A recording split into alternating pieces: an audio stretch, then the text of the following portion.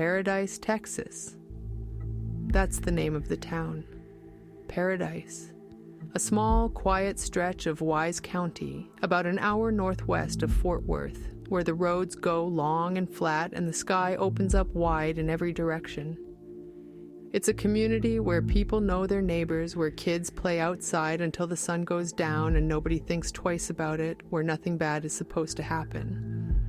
Athena Strand was born on May 23, 2015. She was 7 years old and she had her whole life in front of her. She attended Paradise Elementary School. She lived with her father, Jacob Strand, and her stepmother, Elizabeth Ashley Strand, who went by Ashley. Her biological mother, Maitland Gandy, lived about 2 hours away in Oklahoma.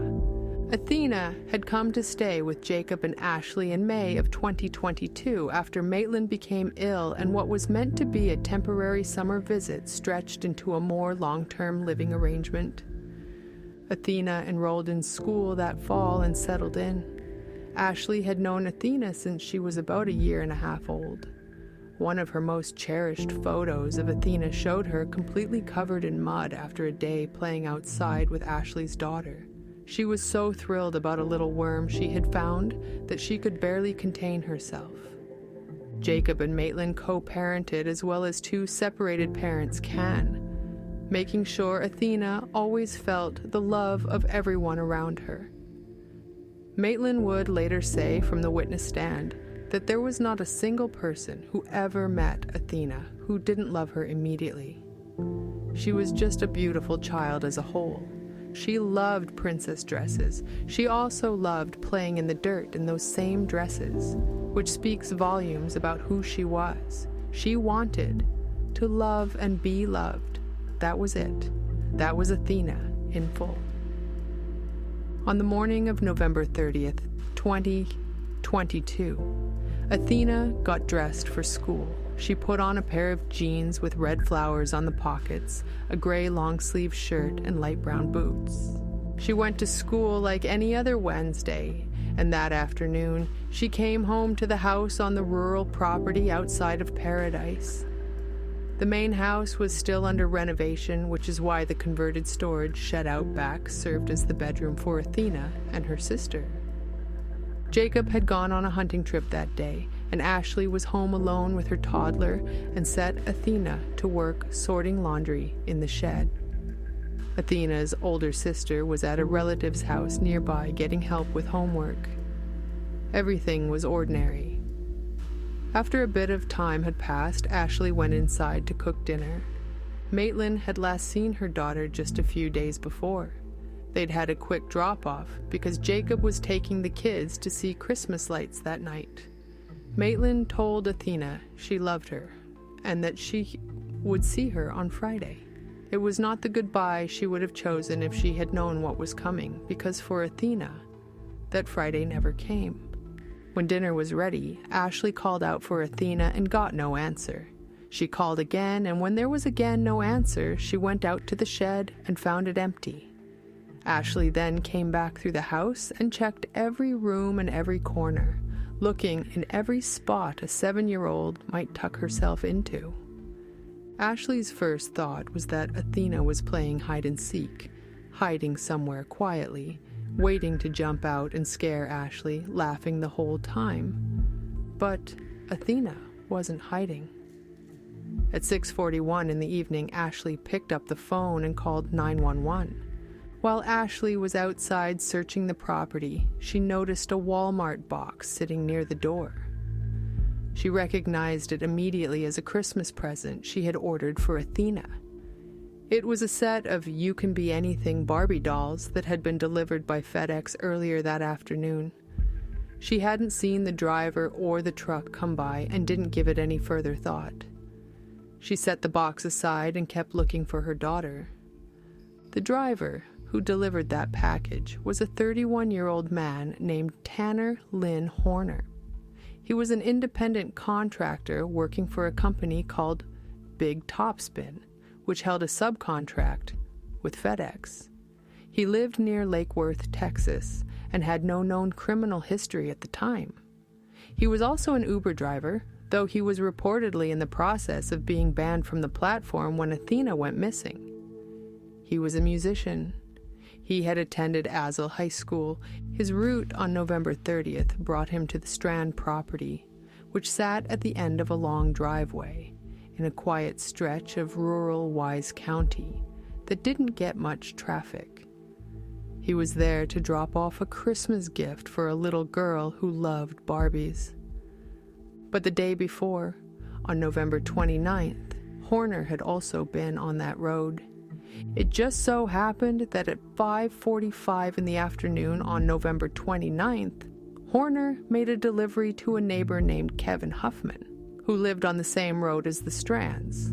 The footage from inside Horner's van showed him pulling up to the Huffman property, where two of Kevin's children, ages 7 and 10, were outside playing. Horner asked them if an adult was home and then spoke with Kevin Huffman when he came outside.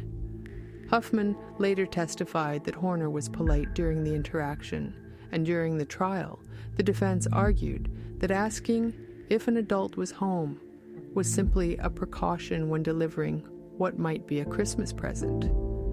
But the prosecution argued something different, pointing out that Horner had been on that road, had seen children playing outside, had made contact with them, and had returned the very next day. On November 30th, at 4:09 in the afternoon, footage showed Horner using sticky notes to cover the front-facing camera inside his delivery van, and at 5:30 in the afternoon, an hour and a half later, he arrived at the Strand property to deliver Athena's Christmas present. But when he pulled back out of that driveway, according to his own account, he accidentally struck Athena with his delivery van. Concerned and worried for Athena, he got out to check on her, noting that she didn't appear to be seriously injured. But despite the lack of serious injury, Tanner panicked. That is the word he used. But Wise County District Attorney James Stainton would later make clear to the jury that the panic story Tanner had told was built entirely on a lie.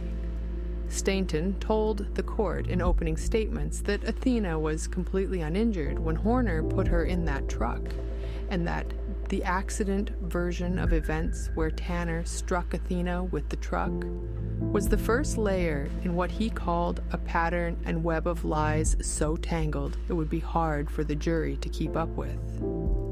Because the first thing Tanner Horner said to Athena Strand when he picked her up and placed her inside that van, and after he leaned down close to her, was, "Don't scream or I'll hurt you."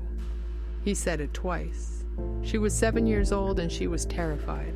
But Horner's own account, given later to a defense psychiatrist, offered yet another version of why he took her. He told the psychiatrist that while backing out of the driveway, he had been snorting cocaine inside the van. He claimed Athena saw him.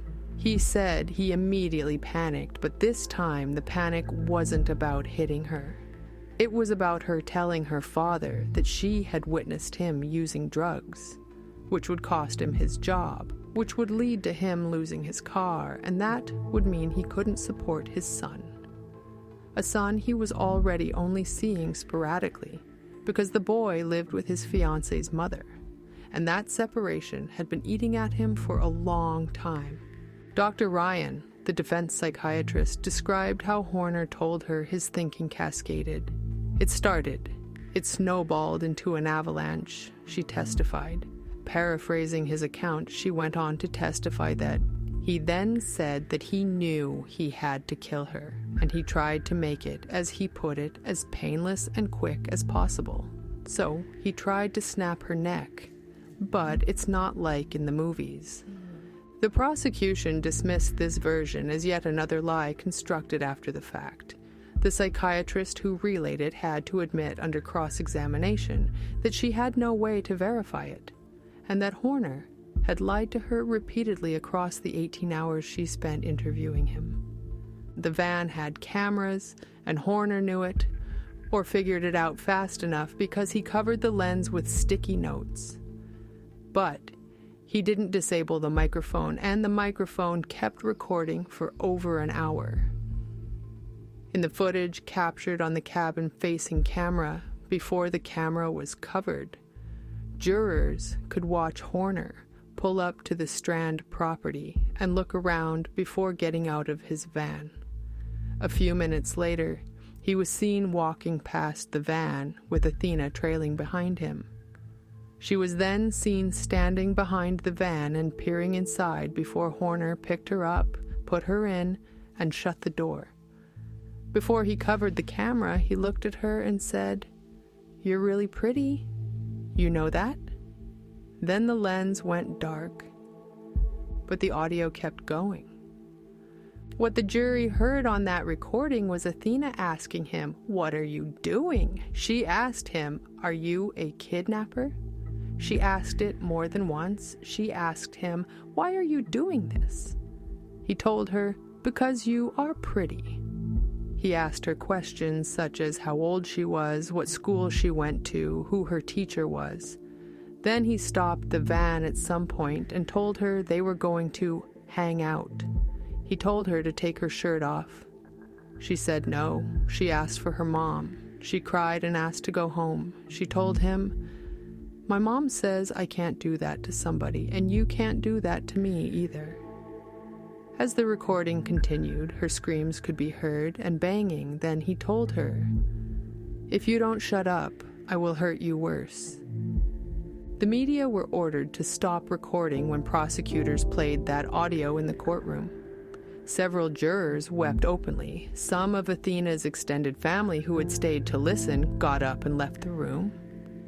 Even Horner himself was observed with his head down during parts of the playback.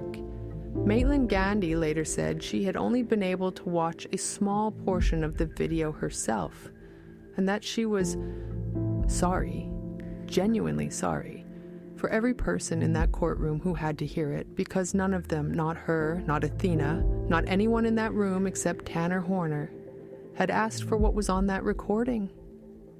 According to the arrest affidavit, Horner told investigators he first tried to break Athena's neck. When that didn't work, he strangled her with his bare hands in the back of the FedEx van. During the attack, Athena vomited and soiled herself, but none of that stopped Horner. He viciously killed that little girl, and then he drove away. The video from his van in the hours after the murder showed Horner, still wearing his FedEx shirt, stopping at a gas station, going inside and coming back out with a spray bottle and a roll of paper towels. He then climbed into the rear of the van and scrubbed the floor. He smoked a cigarette as he drove. He parked the van back at the FedEx facility. Then he took what appeared to be Athena's clothing, which had been sitting on top of his lunchbox on the passenger seat, and put it into his backpack. He then continued his delivery route the following day. And it was on that following day, December 1st, while an Amber Alert was active and hundreds of people were searching for Athena across the county. Surveillance footage captured Horner driving past the active search area. He was stopped at one point by police who told him that a 7-year-old child had been taken. He passed by the searchers, knowing full well where Athena was and knowing full well that he had killed that little girl less than 24 hours before. Medical examiner Dr. Jessica Dwyer would later testify that Athena's cause of death was blunt force injuries, with smothering and strangulation. The autopsy found injuries to her face, head, neck, chest, and back. Blood had collected beneath her face and upper chest. There were patterned, zigzag, tread-like abrasions on the child's face, which were consistent with a shoe print. The prosecution argued the shoe print matched Horner's shoe. And when Dr. Dwyer was asked directly whether the child had suffered, she bluntly answered yes. DNA from Athena's sexual assault kit tested positive for male DNA on vaginal and anal swabs, and forensic analysts testified that blood and semen were detected on Horner's FedEx shirt. The testing showed that Horner could not be excluded as the contributor.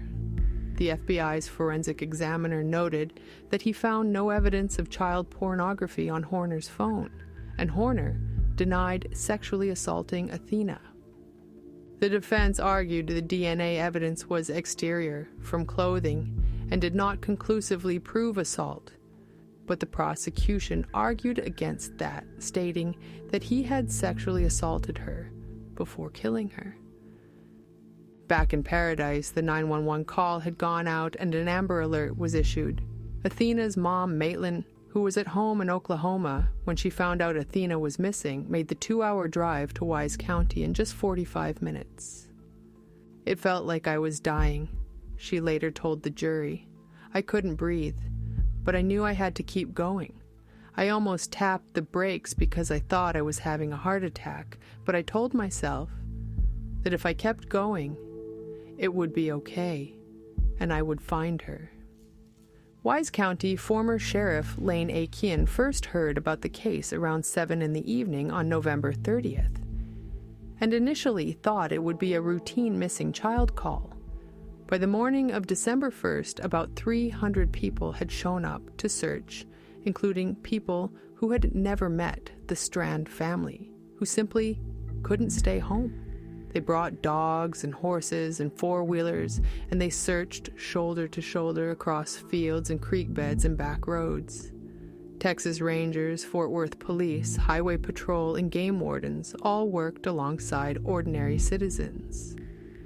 The search spread from the Strand property to a nearby church and firehouse and continued through the night and into the next day and the day after that.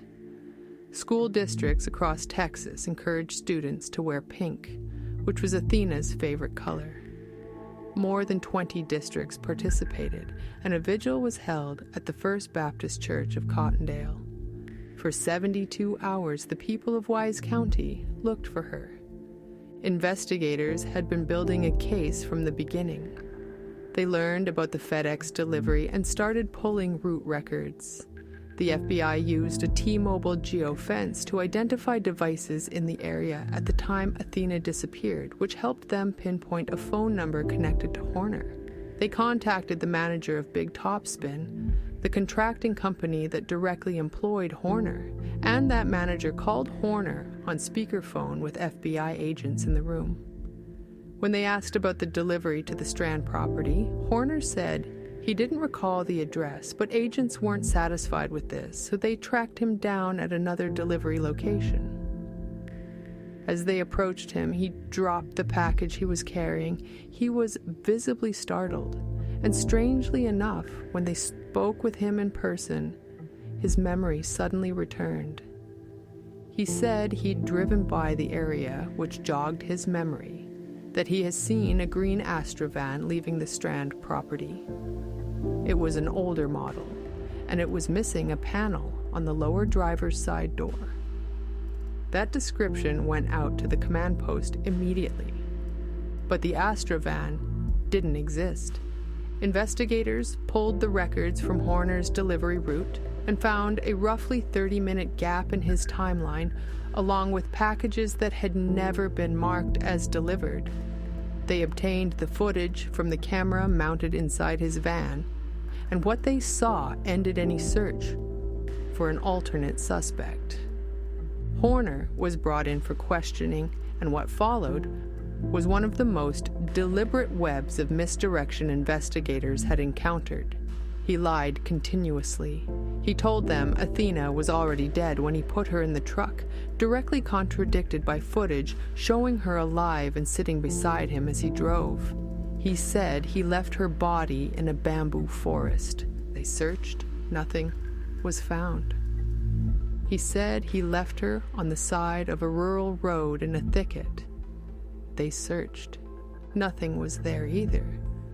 When pressed on motive, he said stress had been getting too much and insisted he was not a bad person who had done the right thing his whole life.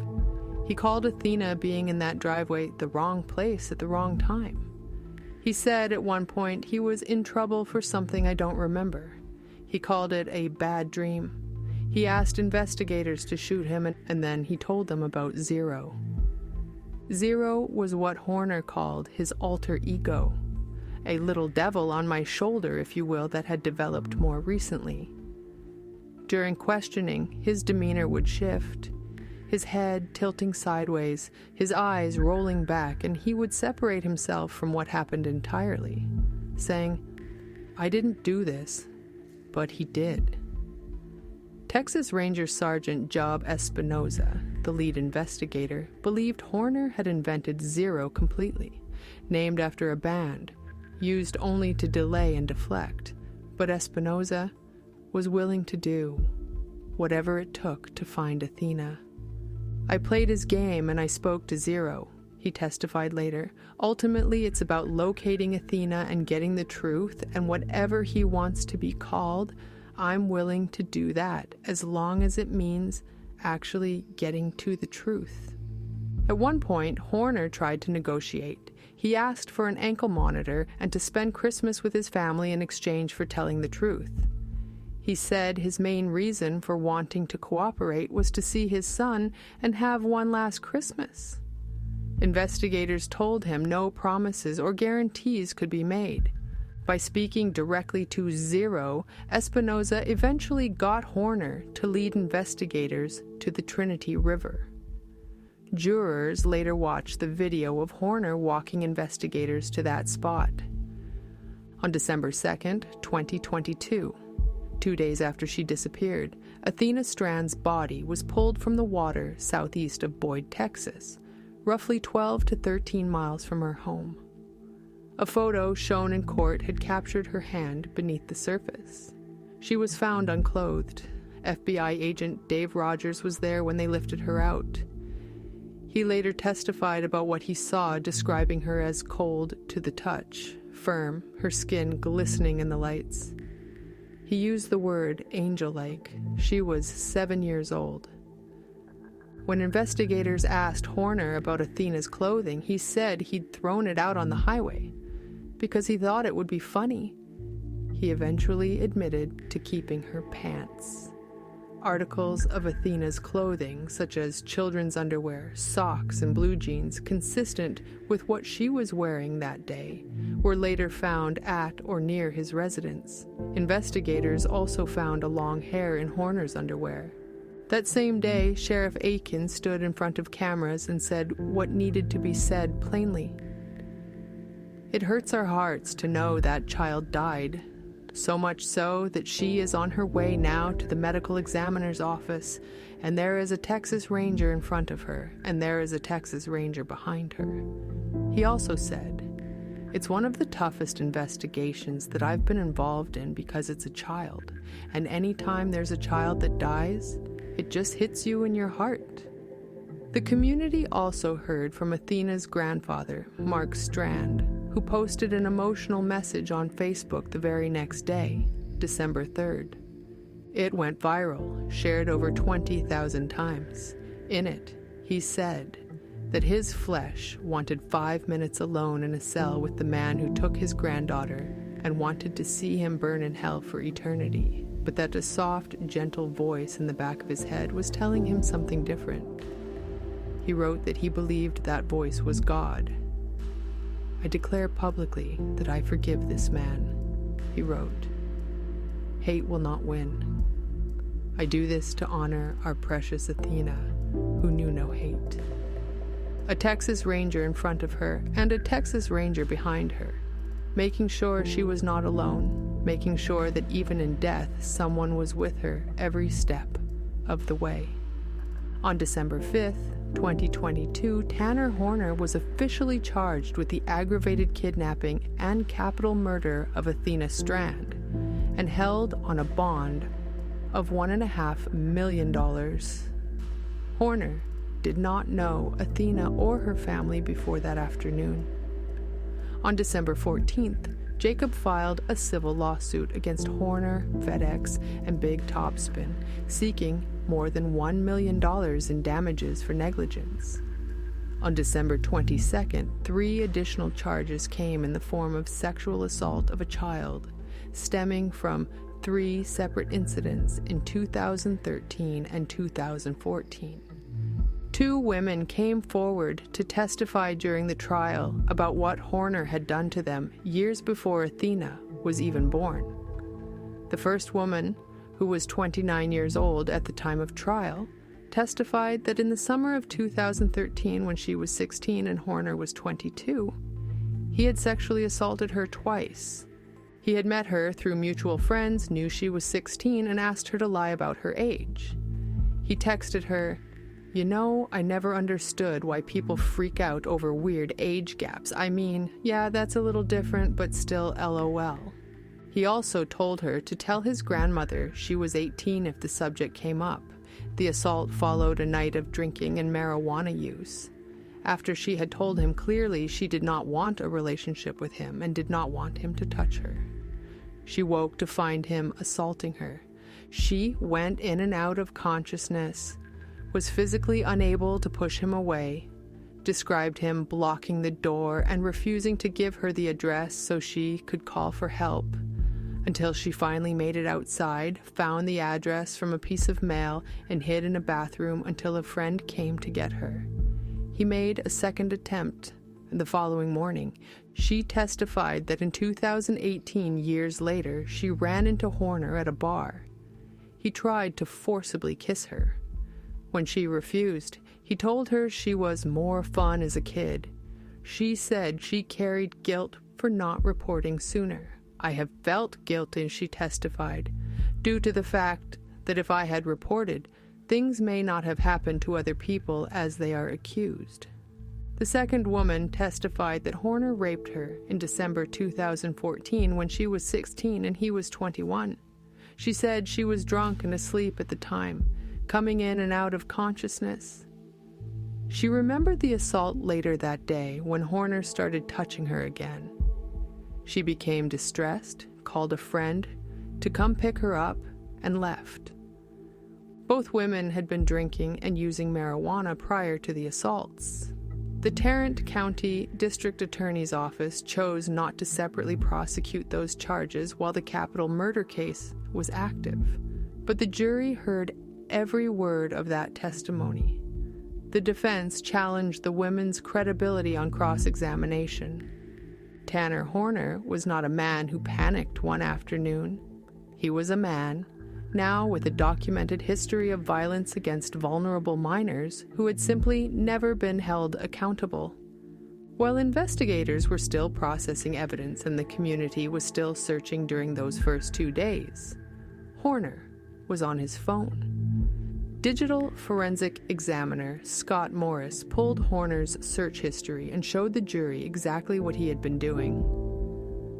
On December 1st and 2nd, the days the Amber Alert was active, the days before Athena's body was found, Tanner Horner searched for Paradise Missing Girl.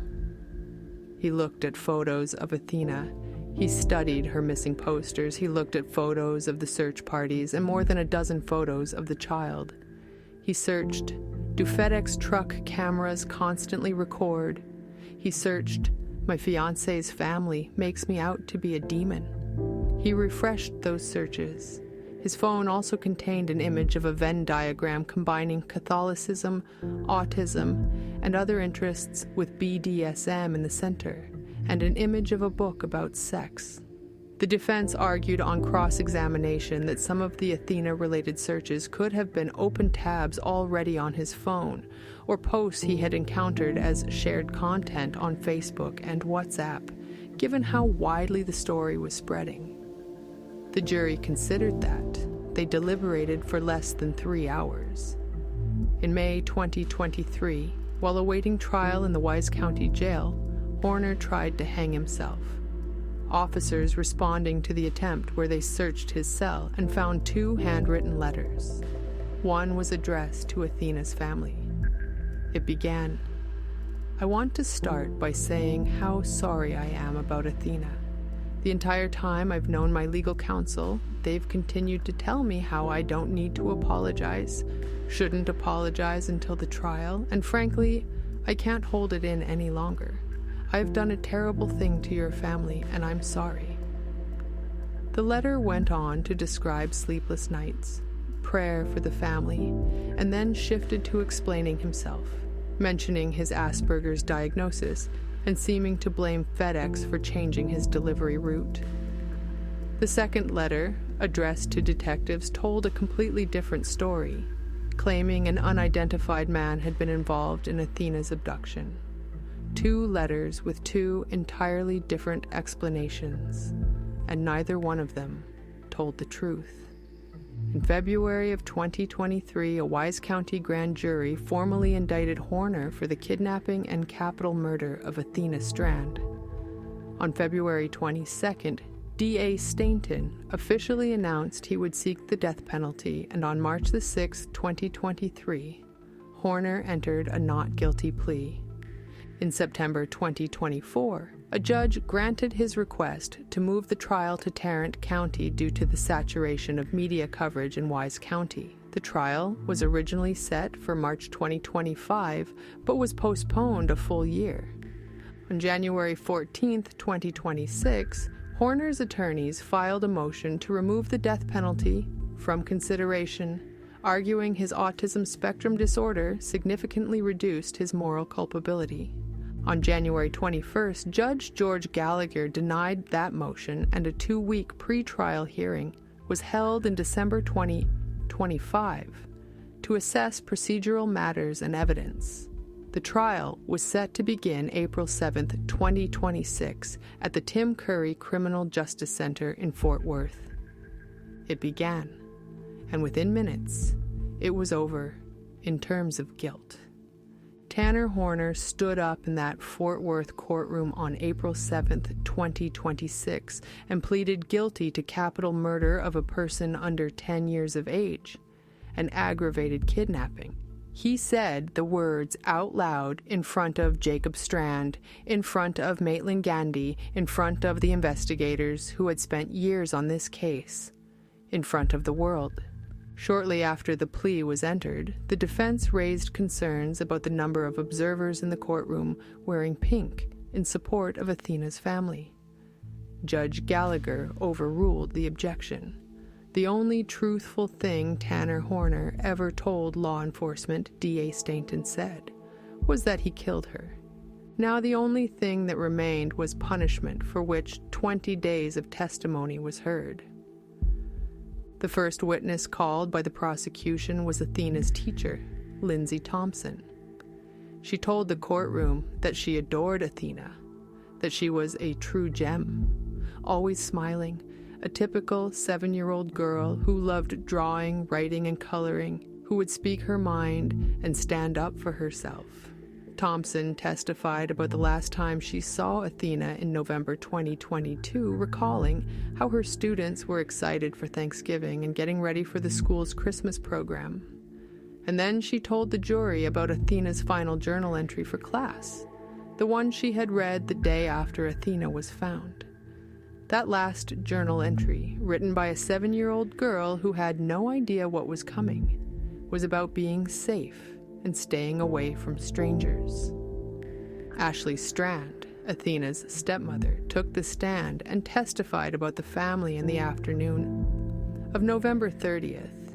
She described cooking dinner with her toddler, Jacob, out on his hunting trip, the older sister away at a relative's house.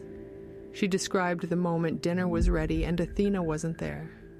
When shown the still image from inside Horner's van, Athena alive and sitting beside him before the camera was covered, Ashley told the jury there was absolutely no reason for her daughter to be in that truck, and that she had not given her permission to be there. She also shared one of her most treasured photos of Athena, taken shortly before her death, showing Athena with a red bow in her hair. Maitland Gandy took the stand on April 15th, wearing pink. She described Athena as the perfect mixture of herself and Jacob, a little girl who wore her princess dresses in the dirt and wanted nothing more than to love and be loved. She was free and she was wild and she was bright and she was loving, Maitland said. She wanted to love and be loved, and that's it. She described the desperate drive from Oklahoma when she got the call, 45 minutes to cover 2 hours of road, feeling like she was dying the entire way. She talked about going to the medical examiner's office on December 6th, 6 days after Athena disappeared, to see her daughter's body for the first time. She went with her own father rather than Jacob, because she didn't know what she would find and wanted to protect him from the worst of it if she could. Her ears were messed up, Maitland said through tears, and she had incision lines, and her chin was scraped up, so we put her in a hospital gown because I didn't have clothes for her, and she was naked. And I searched her body, looking for any reason that wasn't my baby. And then we did her makeup so Jacob wouldn't have to see the discoloration and how bad it was. She was so cold, and she didn't like the cold. That night, Maitland couldn't sleep. She went to Walmart and bought her daughter new clothes. When asked why she came to court every single day, she said, "Because I had to cover up a handprint on my daughter's neck. She's not just a story. She's not just a number. She's not just a headline. She was loved. She is loved, and she is missed. And she was real, and she had a life, and she wanted to live." She also told the court the one thing she will never have and may never know. Athena's shirt was never found. Horner never told the truth about it. "I know he will never tell the truth," she said, "but I want to know where my daughter's shirt is. I want to know everything that he won't tell me." Jacob Strand took the stand and told the jury what Athena's murder had done to his life. He said he turned to alcohol. He said it destroyed his marriage. He said that as a man and as her father, he felt every single day like he should have been there and wasn't. It made me feel horrible, like I should have done something or been there. I wasn't there to protect them like I should be, like a father's role. He described handling his grief through what he called self-destruction. He told the jury he wished the court would make the right decision for his daughter. He also said that Athena's sister had been in therapy after the murder and had recently returned to therapy because she was having nightmares about everything she was hearing during the trial, about what had happened to her sister. The prosecution also called Timothy Fitzpatrick, Director of Classification at the Texas Department of Criminal Justice, who testified about the difference between life in general population and life on death row. In general population, Horner would be housed among inmates convicted of lesser crimes, and visitors would not be notified of his charges. On death row, he would be restrained, searched, and escorted every single time he left his cell. Death row by nature is far more structured, Fitzpatrick said. They remain at that facility for the entirety of their incarceration, up until that sentence is carried out. The defense presented their case across 10 days of witnesses. Defense attorney Susan Anderson told the jury that Tanner's problems began before he was even born. His mother had drunk alcohol and used drugs during pregnancy. He was diagnosed with fetal alcohol syndrome disorder as well as Asperger's disorder, autism spectrum disorder, major depressive disorder, ADHD, and bipolar disorder. He had been exposed to a massive amount of lead as a small child, in part because he had eaten coins as a toddler. He had been bullied relentlessly in school, so severely that he began hitting himself in the head. His disability services were discontinued when he turned 18, a decision that a speech pathologist who had worked with him in the 7th grade at Ozell ISD, identified only as Beth, testified she disagreed with. Beth described him as a child who struggled severely with social cues, boundaries, and changes to routine, who had difficulty telling the difference between teasing and bullying. She was adamant on cross-examination that none of this was an excuse or justification for the murder. Dr. Eileen Ryan, a forensic psychiatrist who spent 18 hours with Horner after his arrest, testified at length about his diagnoses. She acknowledged under cross-examination that Horner had lied to her many times and that she could not verify his cocaine claim through anyone but Horner himself. She also acknowledged that his problem-solving abilities had not failed him when he cleaned the van, disposed of the body, and returned to work the next morning. She maintained that his impairments were real, that he does not have antisocial personality disorder, and that she believed he would be a low risk for violence in a structured prison setting. A fetal alcohol specialist testified he had a moderate neurodevelopmental disorder linked to prenatal alcohol exposure with brain abnormalities and lifelong impairments. Another expert testified he had significantly low testosterone, though acknowledged lower testosterone generally reduces rather than increases violent tendencies. Dr. Ryan also testified that Horner had eventually disclosed to her, with great difficulty and deep shame, that he himself had been raped. She believed his experience as a victim was a major factor in his difficulty talking honestly about the sexual assault of Athena. My opinion was that he was deeply ashamed, she testified, and that was a major factor in his lying and hesitancy to talk about what had happened. Dr. Amy Fritz, a speech-language pathologist, testified that her evaluation of Horner in jail was one of the worst she had ever conducted, noting significant difficulties with empathy and social appropriateness. She described the zero alter ego not as a symptom of multiple personality disorder, but as a narrative device he used to describe the crime.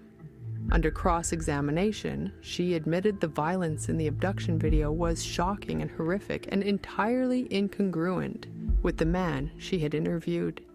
Character witnesses described Horner as socially awkward and anxious, often drawn to controlling relationships. A co-worker from a glass company said he struggled to retain information and had workplace outbursts. A former FedEx supervisor who had once given Horner $1,100 of his own money when Horner was in financial crisis testified that Horner didn't have anyone else to go to. A friend of Horner's, identified only as Jay, testified that in 2021 he would sometimes drop his own child off with Horner while he went to work, and that during arguments with his girlfriend, Horner would punch himself in the head or bang his head against the wall. In a rare move for a capital case, the defense also called a fellow inmate who had been housed near Horner for about a year. The inmate, who disclosed a lengthy criminal history of his own, described Horner as anxious and vulnerable in jail and said he did not know the full scope of what Horner had done. Horner's maternal grandmother, Jackie, who testified off-camera because of her disability from multiple sclerosis, told the jury about a family history marked by generational trauma. Her own father had been abusive. She had been sexually assaulted when she was younger. 2 of her siblings had died by suicide. She had dropped out of school at 15 while pregnant with Horner's mother. Later earned her GED and worked as a barber for 40 years.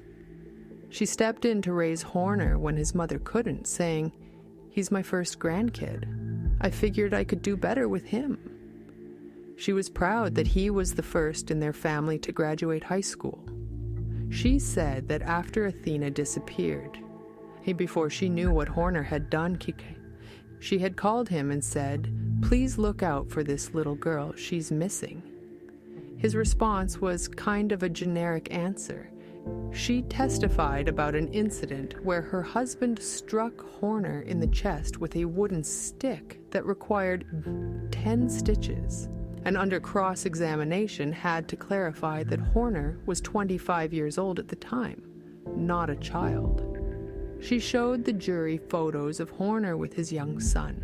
When asked if she was angry with him, she said yes. When asked whether he knows right from wrong, she said yes.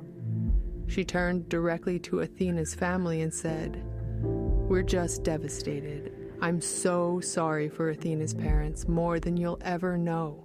Every day, we think about her and you guys.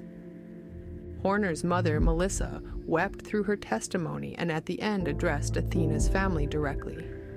I don't know what to say. I'm so sorry. She described Horner's father, the man who had raped her before they married, and her years of addiction and the instability of Horner's childhood spent bouncing between her various stints in rehab and his grandmother's home.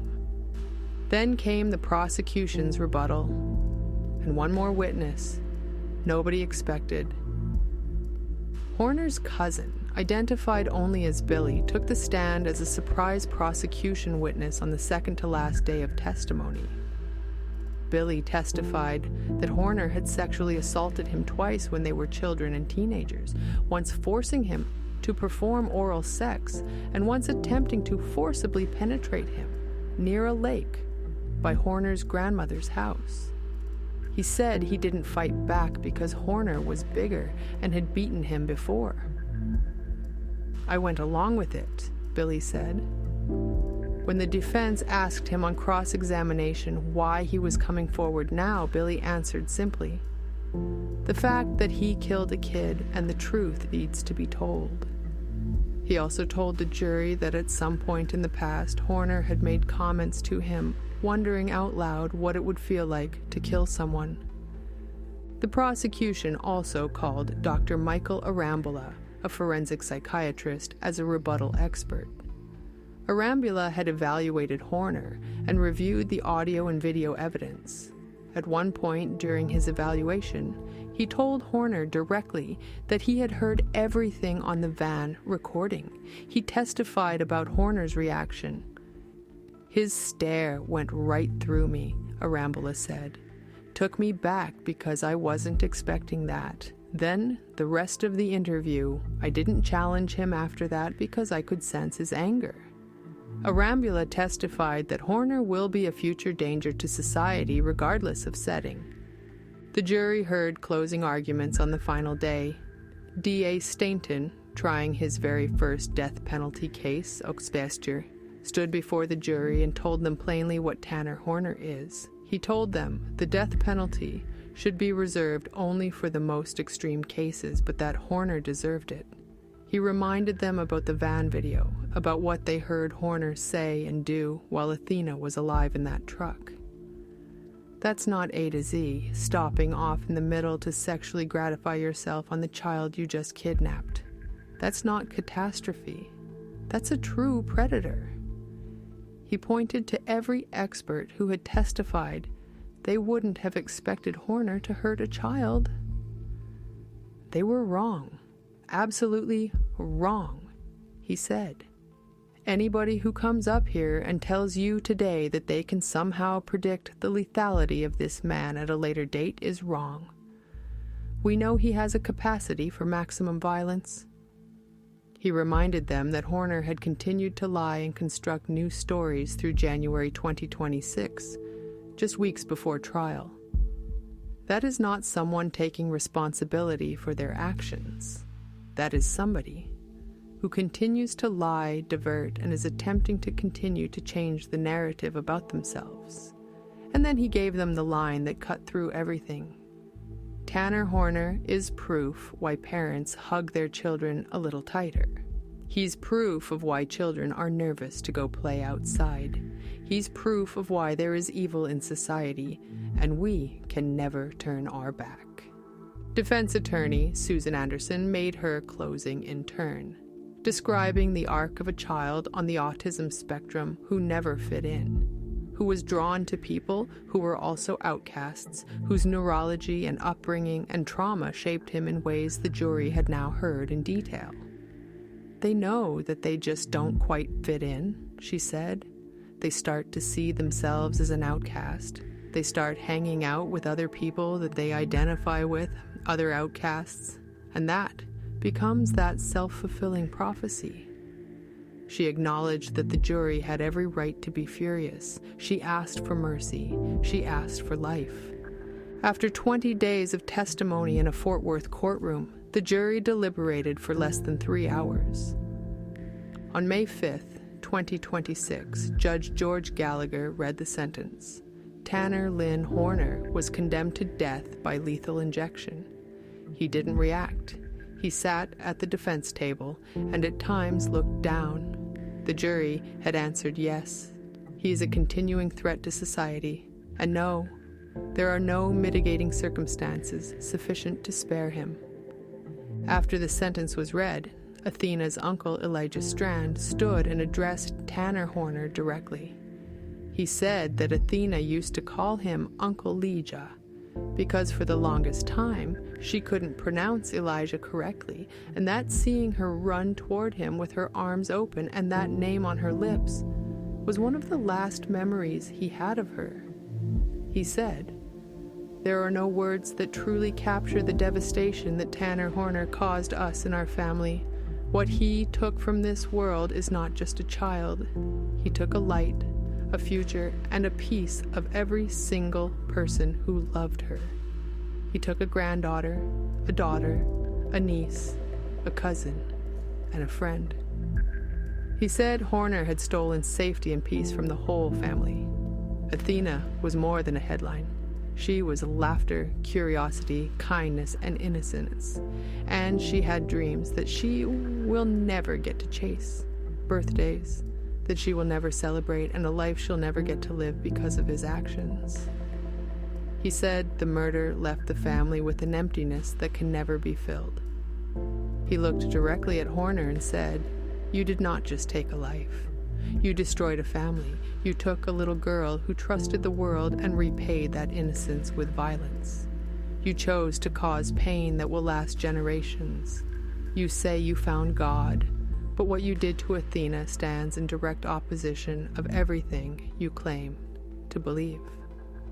He cited Matthew 18:6. He told Horner he would face the wrath of God. And then he said, "I want you to know that you are nothing. You are a footnote in Athena's story. Her name will forever be remembered. Her name will forever be celebrated, and everyone will forget you. You wanted your 15 minutes of fame. You got it, and no one is going to remember you after this." Horner looked at Elijah as he spoke. At times, he looked down. Under Texas law, the death sentence carries an automatic appeal to the Texas Court of Criminal Appeals, which means the legal process is not finished. The family faces years of appeals ahead. When asked after the verdict whether justice had been served, former Sheriff Akin said it simply, "True justice would be bringing her back. But that's impossible." Athena's memory has not been left to fade. In January 2023, toy company Mattel donated 2,000 Barbie dolls and other toys to Cook Children's Medical Center in Fort Worth in her name. In April 2023, Maitland began advocating at the state level for a new kind of alert system for missing children, one that doesn't require immediate proof of abduction the way a standard Amber Alert does. That effort became the Athena Alert, a Texas law allowing regional alerts for missing children within a 100-mile radius to be issued faster when a child is in danger. But abduction can't yet be confirmed. Maitland has since founded a nonprofit called Athena Strand's Army, focused on supporting communities and providing scholarships, and she has said she will not stop. Athena Strand was born on May 23, 2015, and she was murdered on November 30th, 2022. She had red flowers on the pockets of her jeans and a gray long-sleeve shirt and light brown boots. She was supposed to open a box of Barbie dolls on Christmas morning.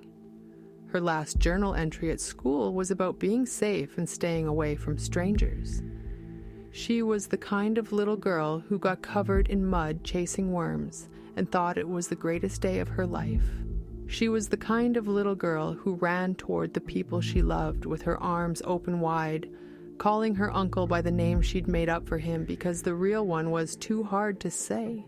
She was free-spirited and bright and loving, and she trusted the world completely, the way only a child can. The world failed her in the worst possible way on a quiet Wednesday afternoon in a town called Paradise. There is a man on death row in Texas now. And whatever you believe about capital punishment, no verdict and no sentence and no words spoken in any courtroom gives Athena another afternoon. It doesn't give her another Christmas morning or another chance to play in the dirt in her princess dress, or another run toward Uncle Legia with her arms open wide. What the sentence gives is an answer, incomplete and insufficient and necessary all at once. She mattered. She still does. Rest easy, Athena.